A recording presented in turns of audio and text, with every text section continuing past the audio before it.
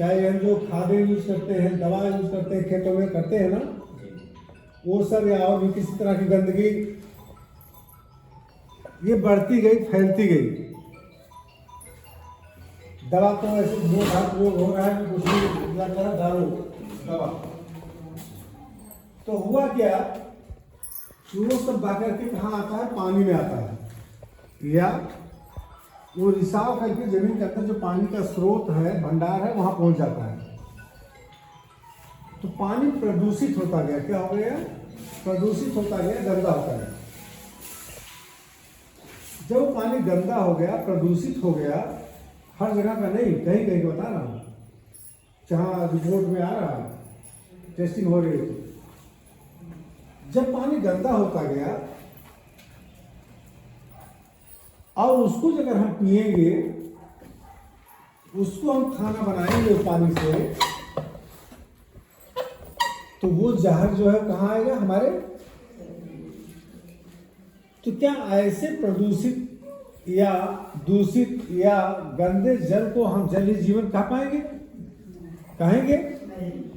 तो पहले के जो कहावत है जल ही जीवन है, उसमें थोड़ा सा मैंने सुधार किया कि अब उसको कहिए शुद्ध जल ही जीवन है। क्या कहेंगे?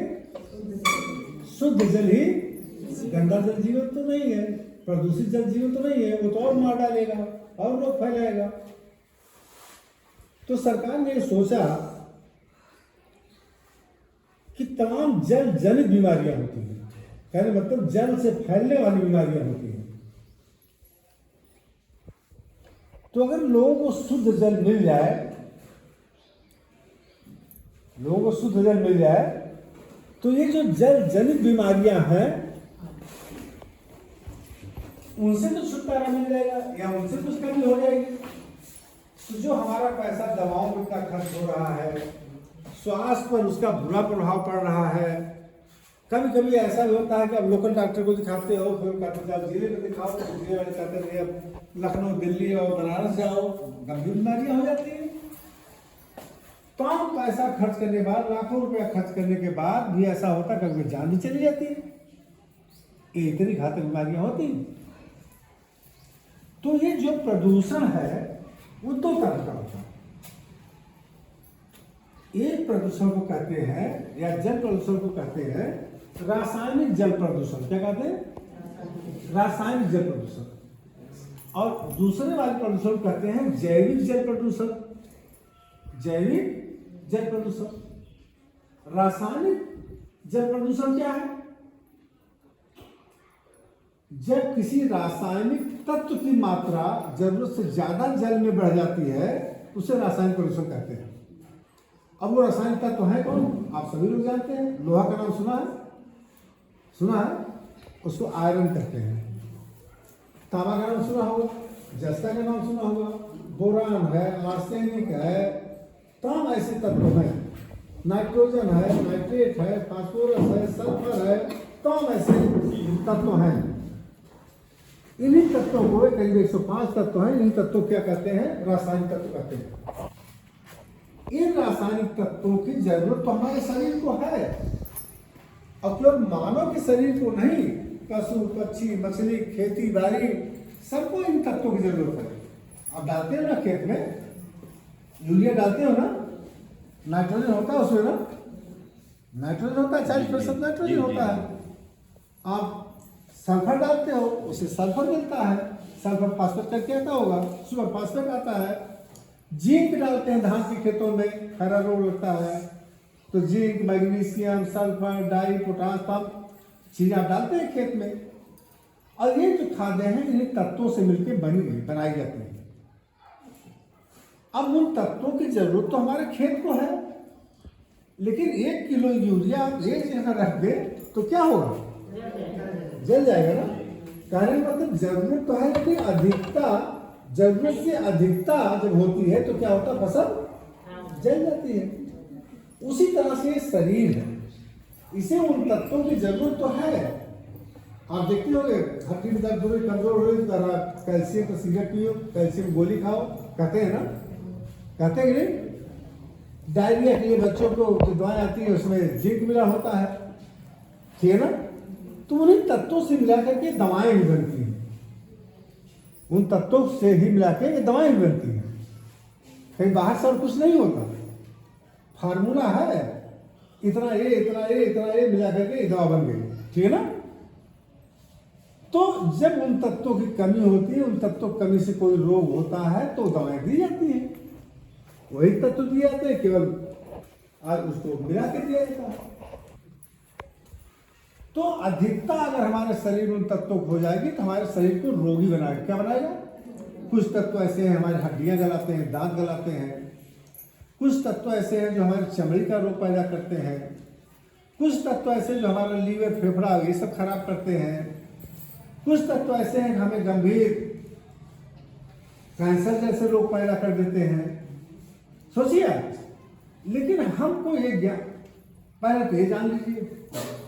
दूसरा हमने कहा था जैविक प्रदूषण। जैविक प्रदूषण मतलब होता है कि किसी जीव से अगर कोई प्रदूषण होता है, जैसे बैक्टीरिया है, मच्छर बैठते हैं ना, मक्खी बैठती है, वो सब भी रोग फैलाते हैं ना पानी में, और उस पानी में जो हम पीते हैं तो फिर हमें कालरा, पेचिस, तपेदी, हैजा ये सब होता है ना, होता है कि नहीं होता है। लेकिन हम जो पानी पीते जा रहे हैं तो हमें ये पता नहीं है कि हम जहर पी रहे हैं कि पानी पी रहे हैं, गलत है। तो इसीलिए सरकार ने सोचा कि कम से कम इतना दिन हो गया देश को स्वतंत्र हुए, 75 साल हो गए, कम से कम सभी को शुद्ध जल तो दे दिया जाए, हर घर को जल तो दे दिया जाए। तो ये जल जीवन मिशन के नाम से एक योजना पूरे देश में लागू कर दी गई, जिससे कोई गांव कोई घर नहीं बचेगा, ठीक है ना। हर घर शुद्ध जल दिया जाएगा, समझ गए। तो आप ये समझ सकते हो कि जल जीवन मिशन हमारे स्वास्थ्य के लिए, हमारे आर्थिक सुधार के लिए कितनी महत्वपूर्ण योजना है। कम से कम कुछ दवाओं में डॉक्टर के यहाँ पैसा खर्च होता है, वो पैसा बचेगा तो कहीं और काम में लगाएंगे, ठीक है ना। तो आप समझ गए होंगे कि स्वास्थ्य और आर्थिक सुधार की एक बहुत बड़ी योजना है, ठीक है ना। एक चीज कोई बातें और कर लें आपसे कि कभी कभी अभी देखने गांव में मिलता है कि कुछ लोग कहते हैं कनेक्शन नहीं लेंगे, कहते हैं ना। उनको ये बातें नहीं मालूम है जो बातें हमने आपको बताई, इसलिए वो कहते हैं। उनको ये बातें बताएंगे तो मैं नहीं समझता कोई अपने परिवार को जहर पिलाने के लिए तैयार होगा, कोई नहीं होगा ना। सबको अपने बच्चा, अपना पति, अपना ससुर सबको प्यारा है ना, कोई पिलाए। और इसके लिए इतनी अच्छी व्यवस्था की गई। आपके प्रधान जी का भी तेज तरार आदमी है, लगे रहते हैं आप लोग विकास के लिए, गांव के विकास के लिए। इसमें ध्यान ये रखना है प्रधान जी को और आप सभी लोगों को, और जो पानी समिति के 12-13 लोग आए हैं कि नहीं आए, कुछ हैं, 2 लोग। ठीक। तो वो जो पानी समिति बनी है, जिसको ग्राम पंचायत पेयजल स्वच्छता समिति कहते हैं या साथ में GPWSC कहते हैं, उनका और ग्राम पंचायत का बहुत प्रमुख कार्य है, दायित्व है। ठेकेदार तो ठेकेदारी करने आया ना, वो तो काम करके चला जाएगा। और प्रधान जी ने अगर बिना सोचे समझे उसके हस्ताक्षर कर दिया उसके पेपर पे, और नहीं दिखाई पड़ेगा। तो अगर वो खराब काम करके जाएगा तो भोगना किसको पड़ेगा? ग्राम पंचायत में पानी समिति होगा। तो सभी ग्राम पंचायत के जो सदस्य हैं उनको है कि काम अच्छा हो जाए, कोई घर छूटे ना, हर घर को नल से कनेक्शन हो जाए। जो रोड वो तोड़ रहे हैं उस रोड को अच्छे ढंग से वो रिपेयर कर दे, उसकी मरम्मत कर दे, तब प्रधान जी कहें ठीक है लाओ कर देते, ठीक है। जो संतुष्ट हो जाए, पानी समिति संतुष्ट हो जाए, ग्राम पंचायत संतुष्ट हो जाए, गांव के लोग संतुष्ट हो जाए, ठीक है ना। बात समझ आई थी? बात आई समझे? दूसरी बात खड़े करके आप बैठे खड़े होंगे, कोई बात नहीं। अरे कुर्सी ये लीजिए, अरे कोई बात नहीं। ये क्या नाम है। दूसरी बात, पानी मान लो आपको शुद्ध मिल गया, लेकिन स्वच्छता नहीं अपनाते हो तो बात वहीं की वहीं रहेगी। पानी आपने किसी चीज में रखा है, हाथ डाल के पानी निकाल रही है, पूरा हाथ उसमें जा रहा है, तो जितने बैक्टीरिया गंदगी इसमें होगी कहाँ जाएंगे? पानी में। और उस पानी को पिलाएंगे, अपने घर वालों को पिलाएंगे, उनको बीमारी देंगे ना। तो कभी पानी निकालते समय हाथ पानी में डूबना तो किसी बर्तन से निकालिए, ठीक है ना, ढक के रखिए।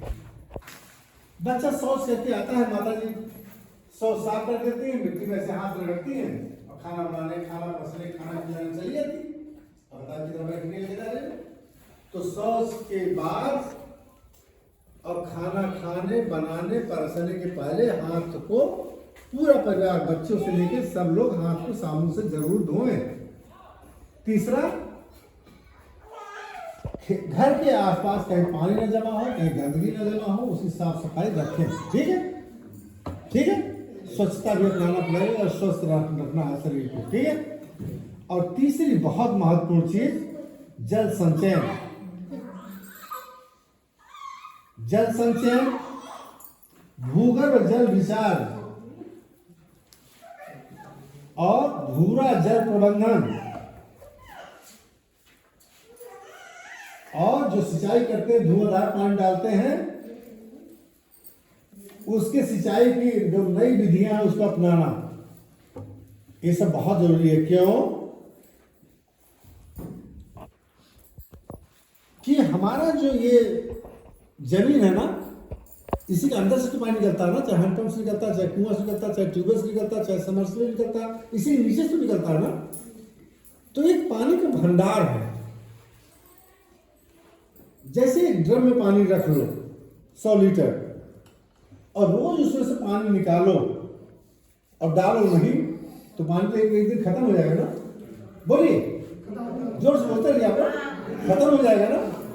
वैसे ही ये जमीन के नीचे जो पानी का भंडार है, वैसे उसकी मात्रा निश्चित है। हम लोग उसको ट्यूबवेल से, समरसेबल से, हैंडपंप से, कुआं से लगातार निकाल रहे हैं, चाहे अपने घरेलू कार्य के लिए या खेती बाड़ी के लिए निकाल रहे हैं ना। तो एक दिन तो खत्म होना है ना, भंडार होगा ना खत्म। तो इस पर ध्यान देना बहुत जरूरी है कि पानी का सदुपयोग करें, उतना ही पानी खर्च करें। अगर 2 बाल्टी में नहा लें, 10 बाल्टी न खर्च करें। पानी को बिना मतलब दरवाजे पाइप लगा करके गर्मी के दिनों में लोग फेंकते रहते हैं, गाड़ी घोड़ा 50 बाल्टी में धोएंगे।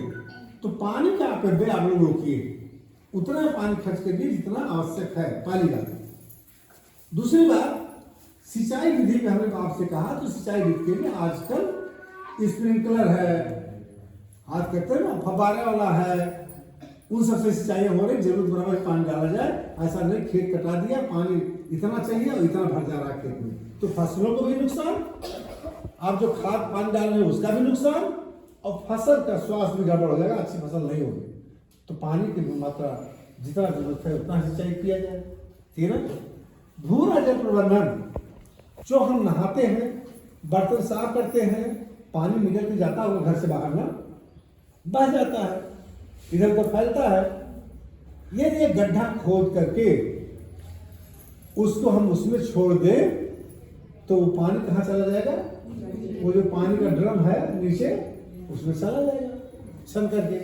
या कोई तालाब है, वहां उसको मिला दें, तालाब में चला जाएगा। या कोई आप सब्जियां लगाए हैं घर के आसपास, उसमें खोल दिए, सिंचाई हो जाएगा। ठीक है ना।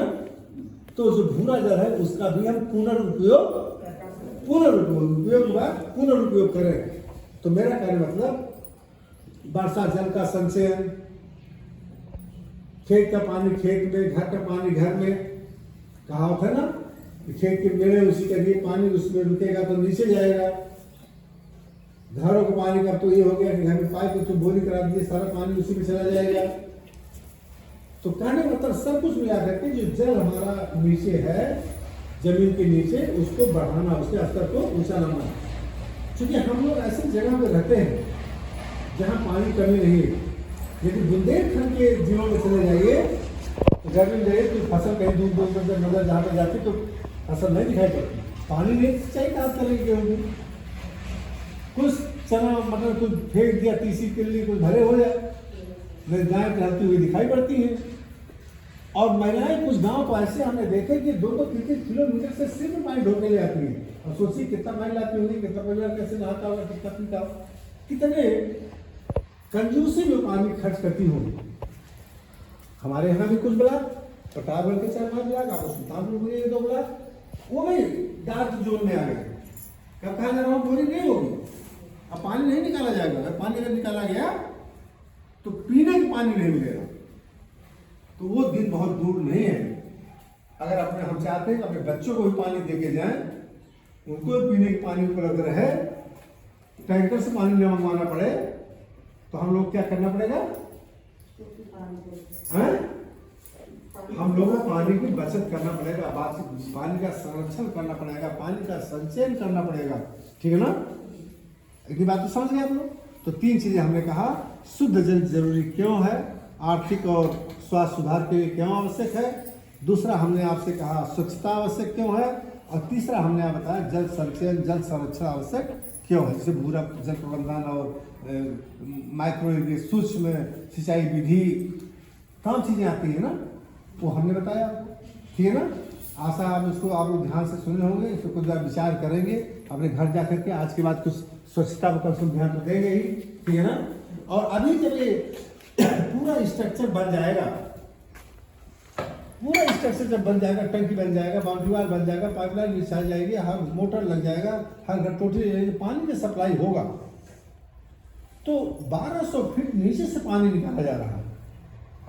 इसलिए निकाला जा रहा है 40 साल तक उसमें पानी कमी न। हमारा है इंडिया मार्केट टू कितना है? 100 फीट में। तो हो सकता है कि उसको चलने के बाद पानी और नीचे चला जाएगा। जिसको आप सोच रहे मेरे पास तो हैंडपंप है, हमको क्या जरूरत है? तो वही होगा कि अगर पानी स्तर और नीचे गया तो फिर आप दौड़ेंगे कनेक्शन मेरे यहाँ हो जाए, तो कनेक्शन हो जाए, फिर दौड़ेंगे, पाइप लाएंगी, फिर प्लम्बर लाएंगी, फिर मजदूर लाएंगी, 2-4 हज़ार रुपया खर्च करेंगी। और आज कैसे हो रहा है? मुफ्त में कनेक्शन हो रहा है, किसी से एक पैसा नहीं लिया जा रहा है। समझ रहे ना? बात ही समझ आ गई आप लोगों को। आप भी बताओ, शहरों में लोग जिनके पास पैसा है वो तो आरओ लगाएगा, जिनके पास थोड़ा कम पैसा है वो वाटर प्योरीफायर लगाएगा, जिनके पास और भी कम है वो बोतल वाला पानी मंगवाते हैं ना। 10 लीटर का आता बोतल ना, 20 लीटर कितने का आता है? 20 लीटर का कितने का? 20 लीटर पानी आता है और 20 रुपये बता जाता है। आप साल में नकली को से 20 मिलता है, कहीं जो दूर गाँव हुआ 30-40 में जाता है। तो क्या वो लोग बेवकूफ हैं? वो बेवकूफ तो नहीं ना, पढ़े लिखे लोग आरओ पे वाटर प्योरीफायर या पानी मंगवा पी रहे हैं। वो जानते हैं जो पानी हम पीते हैं वो गंदा हो सकता है, प्रदूषित हो सकता है, उसमें रासायनिक तत्वों की मात्रा ज़्यादा हो सकती है। गलत कर रहे हैं, इसलिए वो पानी को बचा के पीते हैं। लेकिन जिनके पास नहीं पैसा वो क्या करें? अगर 20 रुपये का एक बोतल आपके गांव में मिलता है तो एक परिवार में कई बोतल लग जाएगा?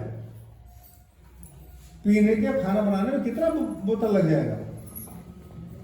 मिनिमम 2 बोतल से कम से कम 3 बोतल लगेगा, एक दिन में 4 भी लग जाएगा। तो 3 ही बोतल अगर मान ले तो एक दिन में कितना हुआ? 60 रुपये। महीने भर का कितना हुआ? 1800 रुपये। कितने हमारे गांव में लोग गरीब लोग हैं कि 1800 रुपये का पानी पी पाएंगे? बोलो, नहीं पाएंगे ना। लेकिन अगर 50 रुपये का पानी पीना हो तो महीने में हैं? हाथ कहो, 50 रुपये पी सकते हैं? हाथों खान क्या लगा है? हाथ था बताओ, हाथ उठा के सब लोग उठा रहे हैं। 50 रुपये पी सकते हैं। तो अच्छा है, एक सर्वे के अनुसार बता रहा हूँ, कहा गया कि हर परिवार से कम 1000 रुपये अगर औसत निकाला जाए साल भर का, 1000 रुपये दवाओं पे जाता है और जाता है। तो 1000 रुपया हम दवाओं पर खर्च कर सकते हैं, स्वास्थ्य बिगड़ सकता है, कुछ हो भी सकता है। तो 50 रुपये का पानी पी के स्वास्थ्य बचाने तो अच्छा रहेगा ना? बोलो, ठीक है ना? और वो पैसा सरकार नहीं ले रही है। प्रधान जी के साथ सचिव का 2 खाता खुला हुआ, एक कैपेक्स और गोपेक्स। वो पैसा इसी में जमा होगा। और आपने फोन किया कि प्रधान जी हमारे बगल में टोटी खराब हो गई, पाइप टूट गई है, प्रधान जी आपके गाँव में प्लम्बर की ट्रेनिंग दी गई, आपके गाँव में मिस्त्री की ट्रेनिंग दी गई, मैकेनिक की दी गई, इलेक्ट्रिसिटी की दी गई, सभी ट्रेनिंग तो दी गई ना। अब इसीलिए उनको ट्रेनिंग दी गई, इसीलिए ट्रेनिंग दी गई कि अब वो लोग रहेंगे गांव में, और जैसे कहीं कोई प्रॉब्लम आएगी प्रधान बुला के उनको लगाएंगे, पैसा निकालेंगे, उनको मजदूरी दे देंगे। ठीक है ना, ठीक है ना। तो सारी व्यवस्था, पानी टेस्टिंग के लिए देख लो, 5 महिलाओं को ट्रेनिंग दे दिया गया, पानी की टेस्टिंग करते रहिए, रिपोर्ट लिखते रहिए। अगर जब भी आपको पानी खराब मिले तो सूचना दीजिए पानी खराब हो गया हमारे गाँव का। तो सारी व्यवस्था कर दी गई, मानव संसाधन बना दिए गए, 5 महिलाओं को वाटर टेस्टिंग के लिए लगा दिया गया। ठीक है ना, 50 रुपये आप देंगे, वो प्रधान जी के उसमें खाते में जमा हो जाएगा। जैसे आप फोन करेंगे तुरंत उसको रिपेयरिंग करा देंगे। तो चूंकि सब कुछ जब तैयार हो जाएगा तो प्रधान जी को हैंड ओवर होनी है पूरी स्कीम। अब उसमें जल निगम से कोई मतलब, ये अपना सामान लो और इसको आगे चलाओ। ठीक है ना, तो ये बहुत जरूरी है। तो ये बातें आप लोगों को समझ में आ गया, तो आप लोग इसको अपनाइए। इसके लिए आप लोग बहुत बहुत धन्यवाद। एक बात बता दें।